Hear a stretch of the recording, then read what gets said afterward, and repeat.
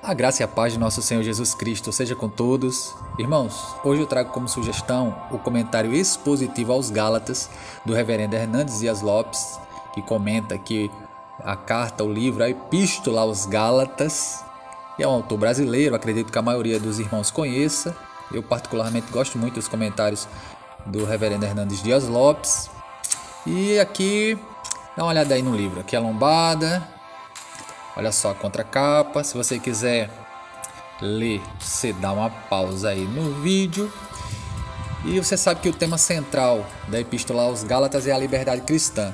Hoje, a maioria dos estudiosos entendem que Paulo enviou essa carta às igrejas que ele fundou na região da Galácia na sua primeira viagem missionária, com o propósito de defender o seu apostolado e o evangelho anunciado por ele. Os judaizantes minavam a autoridade de Paulo, afirmando que ele era inferior aos apóstolos de Jerusalém.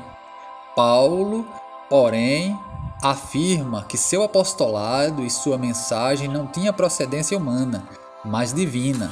Ao mesmo tempo, a carta aos Gálatas contém tanto uma advertência séria contra o legalismo, como também um combate veemente à libertinagem. Paulo não confundia liberdade com libertinagem. Em vez de afrouxar os padrões, o apóstolo ensina exatamente o inverso. Gálatas é a carta magna da liberdade cristã. A liberdade que nos toma pela mão e nos conduz à prática do amor. Vamos abrir aqui. Aqui é a dedicatória. Sumário. Se quiser dar uma pausa aí. Prefácio, capítulo 1, letras confortáveis, tá? Olha só, página branca. Antes de concluirmos o vídeo, irmãos, achei importante compartilhar com vocês o que ele fala no prefácio. Ouçam. A epístola de Paulo aos Gálatas é atual, oportuna e absolutamente necessária à igreja contemporânea. É a carta magna da liberdade cristã. As igrejas da Galácia haviam sido invadidas pelos falsos mestres judaizantes, logo após a primeira viagem missionária de Paulo e Barnabé. Os arautos do legalismo perverteram o evangelho e perturbaram a igreja. Exigiam que os gentios fossem circuncidados e observassem a lei de Moisés para serem salvos. Afirmavam que Moisés precisava complementar a obra de Cristo. Negavam a suficiência da graça para a salvação. Acrescentaram as obras à fé como condição para alguém ser aceito por Deus. Para esses embaixadores da escravidão, a fé em Cristo não era suficiente para a salvação. Era imperativo guardar também a lei. Dessa maneira, eles interpretaram erroneamente tanto a lei quanto o evangelho. O papel da lei não é salvar, mas revelar o pecado. A função da lei não é levar o homem ao céu, mas conduzi-lo ao Salvador.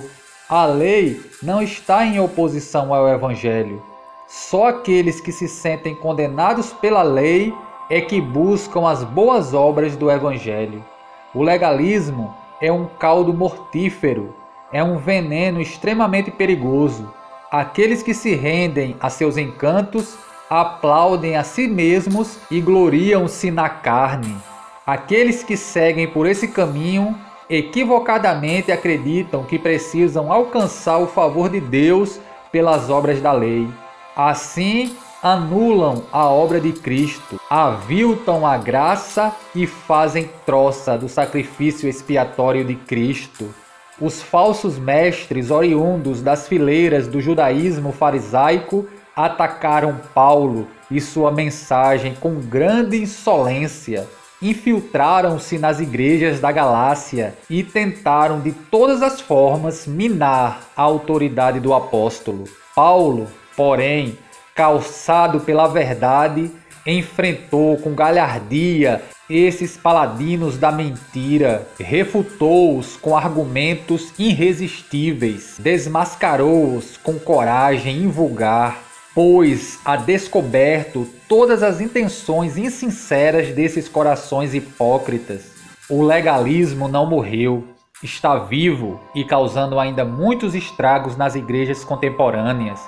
Mestres palpuçados de vaidade ainda aplaudem a si mesmos e fazem propaganda de sua pretensa espiritualidade. Indivíduos sedentos de poder e carentes de privilégio ainda buscam glórias para si mesmos, em vez de buscar a glória de Cristo e a edificação da igreja.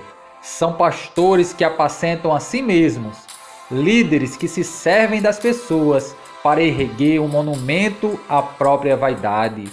O legalismo tem aparência de piedade, mas esconde atrás de suas máscaras uma cara carrancuda e suja. Os falsos mestres, transvestidos de ungidos de Deus, escravizam as consciências fracas, colocam pesados fardos sobre os ombros dos outros, mas eles mesmos se entregam a uma desavergonhada licenciosidade.